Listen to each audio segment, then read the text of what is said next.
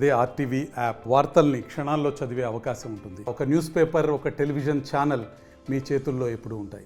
కోస్తాల ముందుగా నెల్లూరు పార్లమెంట్లో ఏం జరుగుతుందో ఒకసారి చూద్దాం. ఇక్కడ వైసీపీ అభ్యర్థి విజయసాయిరెడ్డి, టీడీపీ అభ్యర్థి వేమిరెడ్డి ప్రభాకర్ రెడ్డి మధ్య టగ్ ఆఫ్ వార్ కనిపిస్తుంది. టీడీపీ అభ్యర్థి వేమిరెడ్డి చేస్తున్న సేవా కార్యక్రమాలు ఆయనకి ప్లస్ పాయింట్గా మారాయి. ఆర్థిక బలం ఆయనకున్న advantage. Nellore city, Nellore rural, Kovur assembly సెగ్మెంట్లలో ఈసారి టీడీపీ బలంగా కనిపించడం వేమిరెడ్డికి కలిసి వస్తుంది. ఇక వైసీపీ అభ్యర్థి విజయసాయిరెడ్డి జగన్కు అత్యంత సన్నిహితుడు కావటం ఆయనకు కలిసి వచ్చే అంశంగా ఉంది. ఢిల్లీ స్థాయిలో ఆయనకున్న పలుకుబడి కూడా ప్లస్ పాయింట్. నెల్లూరు స్థానికుడే అయిన విజయసాయిరెడ్డి ఈ ప్రాంతానికి చేసిందేమీ లేదన్న టాక్కు కాస్త నెగిటివ్గా పనిచేస్తుంది. ఓవరాల్గా చూస్తే నెల్లూరు పార్లమెంట్లో టీడీపీ అభ్యర్థి వేమిరెడ్డి ప్రభాకర్ రెడ్డి గెలుస్తారని మా స్టడీ చెప్తోంది.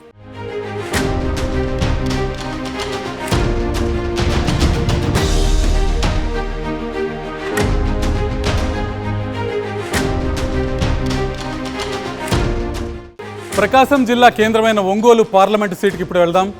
ఈ లోక్సభ పరిధిలో ఉన్న 7 అసెంబ్లీ సెగ్మెంట్లలో సొంత క్యాడర్ ఉండటం టీడీపీ అభ్యర్థి మాగుంట శ్రీనివాసులు రెడ్డికి కలిసి వస్తుంది. జిల్లాలో తొలి నుంచి మాగుంట కుటుంబానికి మంచి పేరు ఉంది. ఇక వైసీపీ అభ్యర్థి చెవిరెడ్డి భాస్కర్ రెడ్డికి ప్రకాశం జిల్లాలో పెద్దగా పట్టు లేకపోవటం ఆయనకి ఇబ్బందిగా మారింది. బాలినేని శ్రీనివాసరెడ్డి లాంటి వారి పూర్తి సహకారం అందకపోవటం కూడా ఆయనకి ఇబ్బందిగా మారింది. వైసీపీకి పట్టున్న కొన్ని నియోజకవర్గాల్లో అభ్యర్థులు కొత్తవారు కావటం చెవిరెడ్డిని ఇబ్బంది పెట్టే అంశంగా ఉంది. ఒంగోలు లోక్సభ పరిధిలోని గిద్దలూరు, మార్కాపురం, కనిగిరి, దర్శి, కొండపి, ఒంగోలు అసెంబ్లీ నియోజకవర్గాల్లో టీడీపీ అభ్యర్థులే గెలుస్తారని మా స్టడీలో ఇప్పటికే చెప్పాం. ఒంగోలు పార్లమెంట్లో కూడా టీడీపీ అభ్యర్థి మాగుంట శ్రీనివాసులు రెడ్డి విజయం సాధిస్తారని ఆర్టీవీ స్టడీలో తేలింది.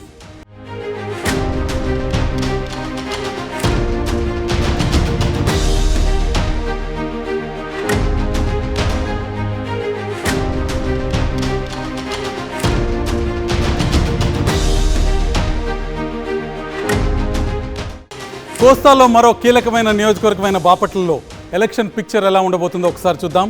ఎస్సీ రిజర్వ్డ్ స్థానం ఇది. వైసీపీ అభ్యర్థి నందిగం సురేష్ సిట్టింగ్ ఎంపీ కావటం ఆయనకి కలిసి వచ్చే అంశంగా ఉంది. అయితే ప్రజలకు అందుబాటులో లేరన్న నెగిటివ్ టాక్ ఆయన గురించి బలంగా ఉంది. ఈ 5 ఏళ్లలో అభివృద్ధిపై సరిగా దృష్టి పెట్టలేదన్న విమర్శలు కూడా వినిపిస్తున్నాయి. టీడీపీ అభ్యర్థి తెన్నేటి కృష్ణప్రసాద్కు మాజీ ఐపీఎస్ అధికారిగా మంచి పేరుంది. తొలిసారి ఎన్నికల్లో పోటీ చేయటం ఆయనకు కొంత ప్రతికూలమైన అంశంగా కూడా కనిపిస్తుంది. ఇప్పటికే బాపట్ల పార్లమెంట్ పరిధిలోని 6 అసెంబ్లీ సెగ్మెంట్లు వేమూరు, రేపల్లె, చీరాల, పర్చూరు, అద్దంకి, సంతనూతలపాడులో టీడీపీ గెలవబోతోందని ఆర్టీవీ స్టడీలో స్పష్టంగా తేలింది. ఒక్క బాపట్ల సెగ్మెంట్లో మాత్రమే వైసీపీ బలంగా ఉంది. మొత్తంగా చూస్తే బాపట్ల పార్లమెంట్ స్థానంలో టీడీపీ అభ్యర్థి తెన్నేటి కృష్ణప్రసాద్ గెలుస్తారని ఆర్టీవీ స్పష్టంగా చెప్తోంది.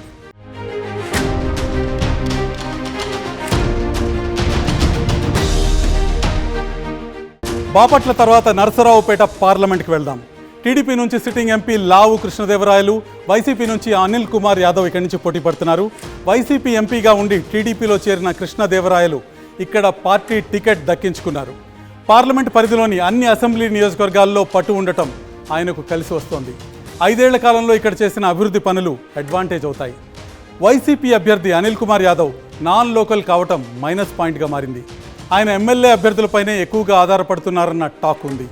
ఈ పార్లమెంట్ పరిధిలో ఉన్న అసెంబ్లీ నియోజకవర్గాల్లో వినుకొండ మినహా మిగిలిన పెదకూరపాడు, చిలకలూరిపేట, నరసరావుపేట, సత్తెనపల్లి, గురజాల, మాచర్లలో టీడీపీ అభ్యర్థులే గెలవబోతున్నారని మా స్టడీలో ఇంతకుముందే చెప్పాం. అంతిమంగా నరసరావుపేట పార్లమెంట్ స్థానంలో టీడీపీ అభ్యర్థి లావు కృష్ణదేవరాయలు గెలుస్తారని ఆర్టీవీ స్టడీ చెప్తోంది.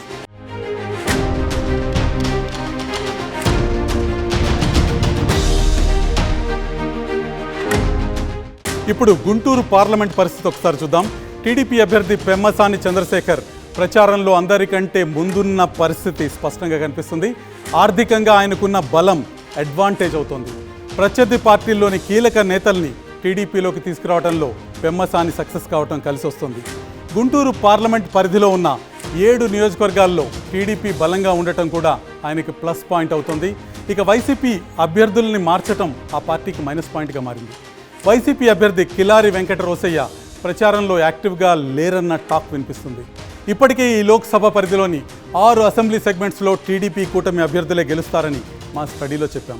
గుంటూరు లోక్సభ స్థానంలోనూ టీడీపీ అభ్యర్థి పెమ్మసాని విజయం సాధిస్తారని ఆర్టీవీ చెప్తుంది.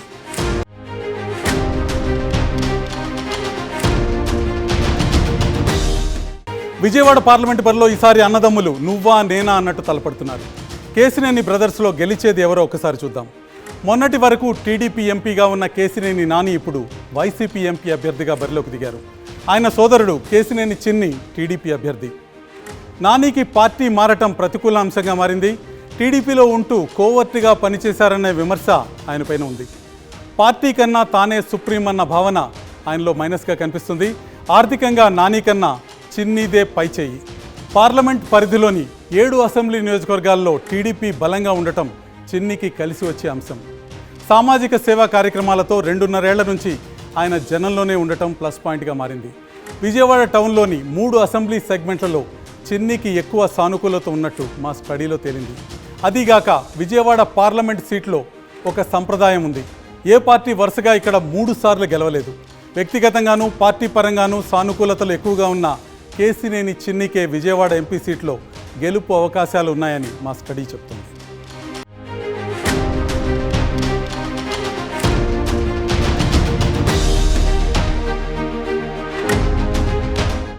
విజయవాడ తర్వాత మచిలీపట్నం పార్లమెంట్ పరిస్థితి చూద్దాం.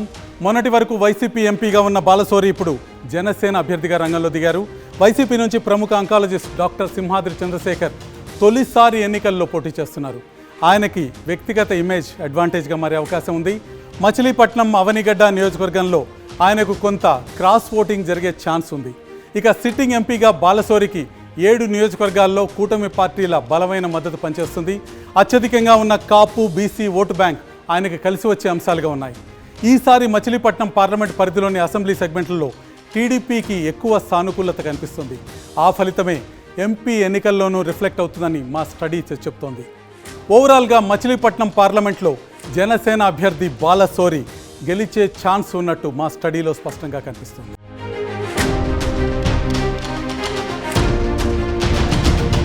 ఉభయ గోదావరి జిల్లాలో కీలకమైన లోక్సభ నియోజకవర్గం ఏలూరు. ఇక్కడ నుంచి కూటమి అభ్యర్థిగా యనమల రామకృష్ణుడి అల్లుడు పుట్టా మహేష్ యాదవ్, వైసీపీ నుంచి మంత్రి కారుమూరి నాగేశ్వరరావు తనయుడు సునీల్ కుమార్ యాదవ్ బరిలో ఉన్నారు. ఇద్దరు యువకులే, పైగా ఒకే సామాజిక వర్గం వారు. దాంతో పోటీ నీదా నాదా అన్నట్టుగా ఉంది. రాజకీయంగా ఆర్థికంగా బలమైన కుటుంబ నేపథ్యం పుట్టా మహేష్కు అడ్వాంటేజ్. వైసీపీ అభ్యర్థి సునీల్కు తండ్రి రాజకీయ పరిచయాలు ప్లస్ పాయింట్ అయ్యాయి. వ్యక్తిగతంగా ఆరోపణలు లేకపోవడం అనుకూల అంశంగా ఉంది. మొత్తానికి ఏలూరు ఓటర్లు వైసీపీ అభ్యర్థి కారుమూరి సునీల్ వైపే ఉన్నారని ఆర్టీవీ స్టడీలో తేలింది.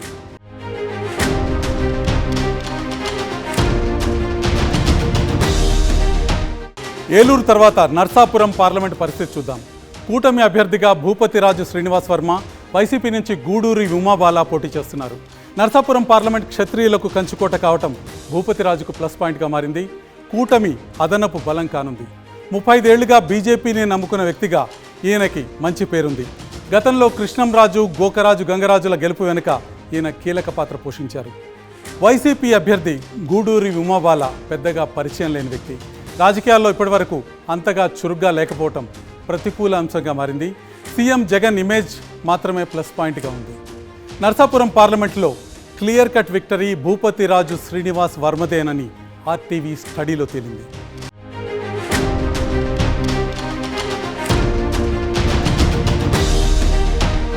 కోస్తాంధ్రలో రాజమండ్రి పార్లమెంట్ అత్యంత కీలకమైంది. ఇక్కడ బీజేపీ నుంచి కూటమి అభ్యర్థిగా పురంధేశ్వరి, వైసీపీ నుంచి గూడూరి శ్రీనివాసరావు పోటీ పడుతున్నారు. గూడూరి శ్రీనివాసరావు మొదటిసారి ఎంపీ అభ్యర్థిగా పోటీ చేస్తున్నారు. పార్లమెంట్ పరిధిలో బీసీల ప్రభావం ఎక్కువ కావటం ఆయనకు అదనపు బలం. అయితే పార్టీపై వ్యతిరేకత, సొంత ఇమేజ్ లేకపోవటం మైనస్ పాయింట్లుగా ఉన్నాయి. కూటమి అభ్యర్థి పురంధేశ్వరి ఎన్టీఆర్ కుమార్తెగా మంచి గుర్తింపు ఉండటం కలిసి వచ్చే అంశంగా కనిపిస్తుంది. కేంద్ర మంత్రి, సుదీర్ఘ రాజకీయ అనుభవం కూడా ఆమె కలిసి వచ్చే అంశంగా కనిపిస్తుంది. నాన్ లోకల్ కావటం ఒక్కటే ఇక్కడ ఇబ్బందిగా మారింది. ఓవరాల్గా రాజమండ్రి పార్లమెంట్లో పురంధేశ్వరికే విజయావకాశాలు ఎక్కువగా ఉన్నాయని మా స్టడీలో తేలింది.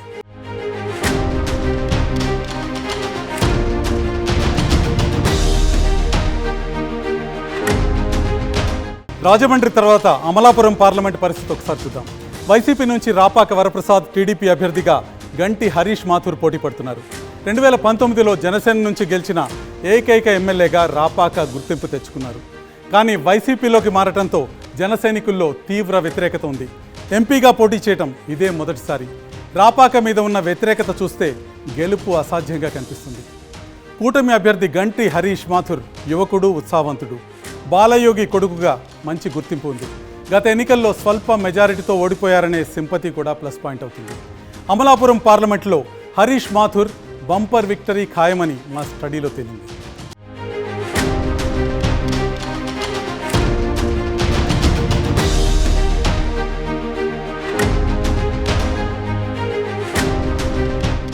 రెండు 2024 ఎన్నికల్లో కోస్తాంధ్రలోని 6 జిల్లాల్లోని 12 సీట్ల విషయంలో ఎటువంటి ఫలితం రాబోతుందో ఒకసారి చూస్తే టీడీపీ ఈసారి 7 స్థానాల్లో విజయకేతనం ఎగరవేయబోతుంది.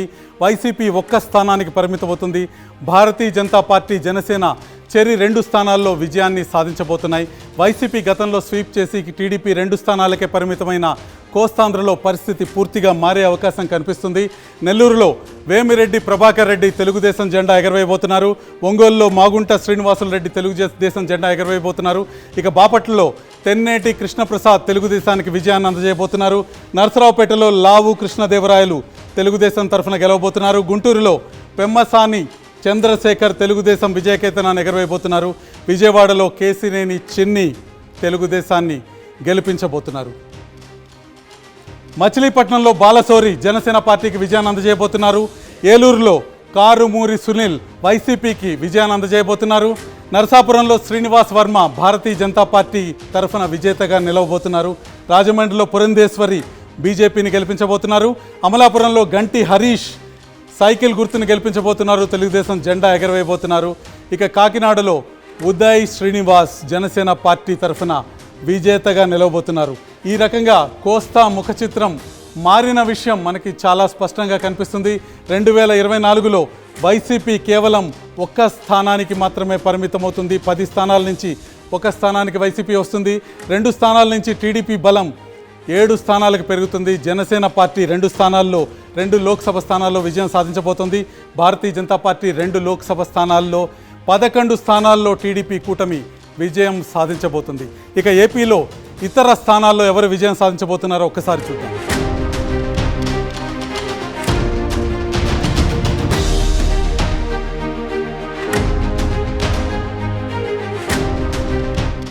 ఇప్పుడు ఉత్తరాంధ్రలో పరిస్థితి ఒకసారి చూద్దాం.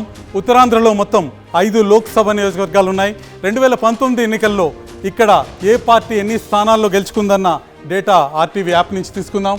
2019 లోక్సభ ఎన్నికల్లో ఉత్తరాంధ్రలో ఉన్న 5 స్థానాల్లో 4 స్థానాలని వైసీపీ కైవసం చేసుకుంది. తెలుగుదేశం పార్టీ కేవలం 1 స్థానంతో పరిమితం కావాల్సి వచ్చింది. ఇక్కడ ఉత్తరాంధ్ర ఎన్నికల చిత్రాన్ని మనం చూస్తున్నాం. 4 స్థానాల్లో వైసీపీ విజయకేతనం ఎగరవేయటం.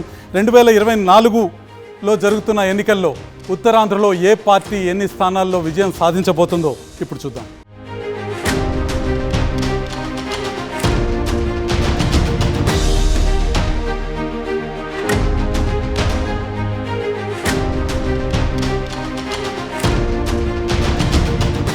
ఇప్పుడు అనకాపల్లి లోక్సభ సీటు గురించి చూద్దాం. అనకాపల్లి లోక్సభ సీటులో deputy CM Mutyala Naidu BJP అభ్యర్థి సీఎం రమేష్ని ఢీకొడుతున్నారు. అభ్యర్థులిద్దరూ నాన్ లోకల్. గతంలో ఎప్పుడూ లేని విధంగా ప్రచారంలో ఘర్షణలు అనకాపల్లిలో ఎన్నికల వేడిని మరింతగా పెంచేశాయి. ముత్యాల నాయుడు ఆఖరి నిమిషంలో అభ్యర్థిగా ఖరారు కావటం ఇబ్బందిగా మారింది. మంత్రిగా ఉన్నా అభివృద్ధి చేయలేదన్న అసంతృప్తి జనంలో ఉంది. పైగా కుటుంబంలో అసంతృప్తి పెద్ద తలనొప్పిగా మారింది. మొదటి భార్య కొడుకు బూడి రవి తండ్రికి వ్యతిరేకంగా ప్రచారం చేస్తున్నారు. పైగా ముత్యాల నాయుడు కూతురు పోటీ చేస్తున్న మాడుగుల అసెంబ్లీ సీట్లో రవి ఇండిపెండెంట్గా బరిలో దిగారు. ఇక సీఎం రమేష్కి అన్ని చోట్ల కూటమి నేతల మద్దతు స్పష్టంగా కనిపిస్తుంది. ప్రచారంలో ముందుకు దూసుకెళ్తున్నారు. ఇంటింటికి తన పేరు, పార్టీ గుర్తు వెళ్లేలా చేయడంలో సక్సెస్ అయ్యారు. ఎంపీ సీట్లో రమేష్కు అనుకూలంగా క్రాస్ ఓటింగ్ జరిగే అవకాశాలున్నాయి. ఓవరాల్గా అనకాపల్లిలో సీఎం రమేష్కు విజయావకాశాలు స్పష్టంగా ఉన్నాయని ఆర్టీవీ స్టడీ చెప్తుంది.